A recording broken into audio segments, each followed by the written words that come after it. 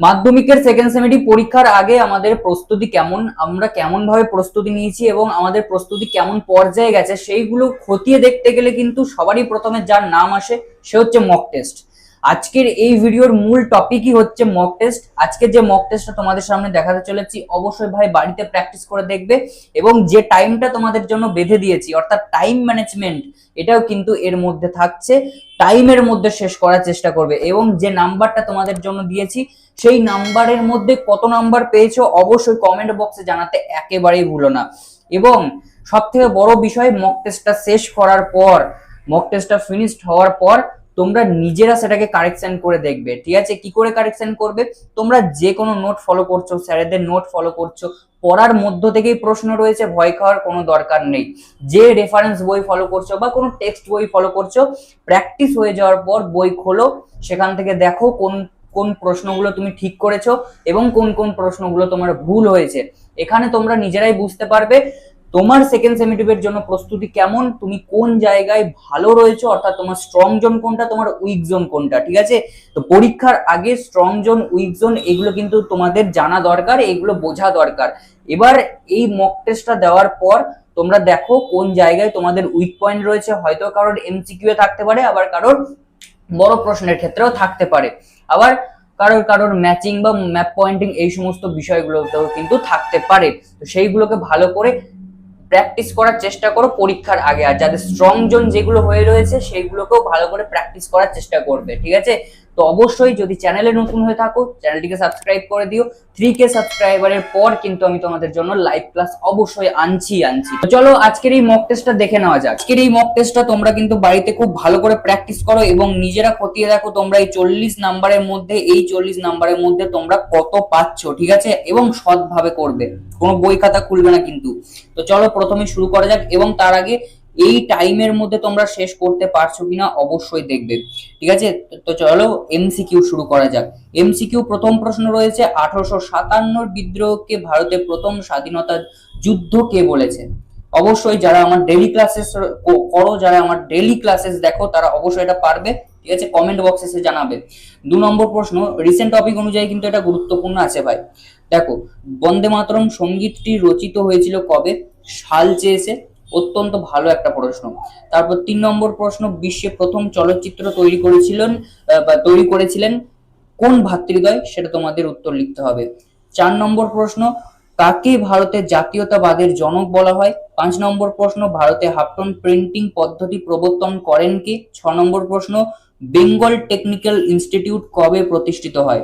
7 নম্বর প্রশ্ন, কি আবিষ্কারের জন্য সিভি রমন নোবেল পুরস্কার পেয়েছিলেন? 8 নম্বর প্রশ্ন, বয়কট আন্দোলনের ফলে অর্থনৈতিক দিক থেকে ক্ষতিগ্রস্ত হয়েছিল কারা? কৃষক শ্রেণী, ছাত্র সমাজ, নাকি মধ্যবিত্ত শ্রেণী, নাকি জমিদার শ্রেণী? কারা ক্ষতিগ্রস্ত হয়েছিল শুধু লিখে দিলেই চলবে, বোঝা গেল? তারপর 9 নম্বর প্রশ্ন, নিখিল ভারত ট্রেড ইউনিয়ন কবে প্রতিষ্ঠিত হয়েছিল? 10 নম্বর প্রশ্ন, লাঙ্গল পত্রিকার সম্পাদক কে? এর থেকে সহজ প্রশ্ন হয় না, বোঝা গেল? তো অবশ্যই কমেন্টে জানাবে, যে যে প্রশ্নগুলো বলবো সেইগুলোর উত্তর অবশ্যই কমেন্ট বক্সে জানাবে। তারপর তোমাদের চলো শর্ট প্রশ্ন, অর্থাৎ 1 নম্বরের এসএকিউ প্রশ্ন। এসএকিউ প্রশ্ন খুব ভালোভাবে করার চেষ্টা করো। এখানে প্রথম প্রশ্ন, বন্দে মাতরম সঙ্গীতটি কোন পুস্তকের অন্তর্গত? 2 নম্বর প্রশ্ন, ভারতে প্রথম কোথায় মে দিবস পালিত হয়? 3 নম্বর প্রশ্ন, কে বাংলায় প্রথম ছাপাখানা গড়ে তোলেন? এবং 4 নম্বর প্রশ্ন, সীমান্ত গান্ধী নামে কে পরিচিত? শেষ প্রশ্ন 5 নম্বর প্রশ্ন এসএকিউ এর, হিন্দু মেলার অপর নাম কি? ঠিক আছে, অত্যন্ত গুরুত্বপূর্ণ প্রশ্ন এবং এটা খুবই সহজ প্রশ্ন, কমেন্ট বক্সে এসে জানাবে। তারপর সংক্ষিপ্ত প্রশ্ন, অর্থাৎ তোমাদের জন্য 2 নম্বরের প্রশ্ন। 2 নম্বরের প্রশ্ন 5টা রয়েছে, দেখো 5টায় তোমাদেরকে করতে হবে। মহারানীর ঘোষণাপত্রের মূল উদ্দেশ্য কি ছিল?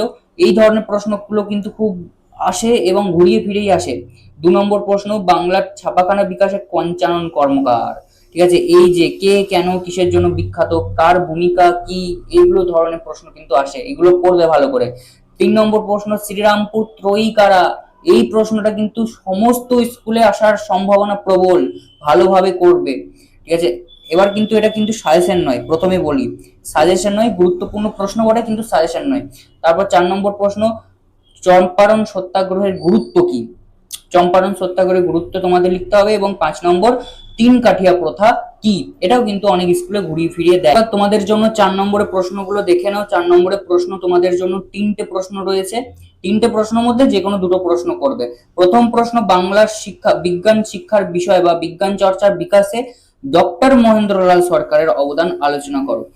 2 নম্বর প্রশ্ন, মহাবিদ্রোহ স্বাধীনতার প্রথম যুদ্ধ বা আন্দোলন পক্ষে বিপক্ষে যুক্তি দাও। পক্ষে কারা কারা যুক্তি দিয়েছিল, বিপক্ষে কারা কারা যুক্তি দিয়েছিল, সেটা তোমাদের তুলে দিলেই চলবে। ঠিক আছে। তারপর 3 নম্বর প্রশ্ন, ডান্ডি অভিযান সম্পর্কে সংক্ষিপ্ত আলোচনা করো বা টিকা হিসেবেও দিতে পারো। ঠিক আছে। তো এই গেল তোমাদের 4 নম্বর। এবং চলো 8 নম্বরে 3টে প্রশ্ন রয়েছে। 3টে প্রশ্নের মধ্যে যে কোনো একটা প্রশ্ন লিখতে হবে। কটা পারছো অবশ্যই জানি, সরি, একটা প্রশ্ন কেমন ভাবে লিখতে পারছো অবশ্যই জানিও, এবং এই 3টে প্রশ্ন কি তোমরা পারতে অবশ্যই জানিও। তো দেখো, প্রথম প্রশ্ন, মানুষ, প্রকৃতি ও শিক্ষা সমন্বয় বিষয়ে রবীন্দ্রনাথ ঠাকুরের চিন্তা বা শিক্ষা চিন্তা সংক্ষেপে আলোচনা করো। 2 নম্বর, ঊনবিংশ শতাব্দীর ভারতে জাতীয়তাবাদী চেতনায় ইউরোপীয় প্রেক্ষিত কি ছিল। এবং শেষ প্রশ্ন তোমাদের মক টেস্টের, এবং 8 নম্বরের শেষ প্রশ্ন, বিংশ শতকে ব্রিটিশ বিরোধী বা উপনিবেশ বিরোধী আন্দোলনে বামপন্থীদের ভূমিকা আলোচনা করো। এই গেল তোমাদের মক টেস্ট। অবশ্যই কমেন্ট বক্সে জানাবে 40-এর মধ্যে তোমরা কতজন 40-এ 40 তুলতে পারলে এবং কতজন 35-এর ওপর নাম্বার পেলে। ঠিক আছে, অবশ্যই জানাবে, অবশ্যই জানাতে ভুলবে না। কমেন্ট বক্স তোমাদের জন্য খোলা রয়েছে। 40-এর মধ্যে কত পেয়েছো এবং এই মক টেস্টটা তোমাদের প্রস্তুতিকে খতিয়ে দেখতে কতটা সাহায্য করেছে অবশ্যই কমেন্ট বক্সে জানাবে।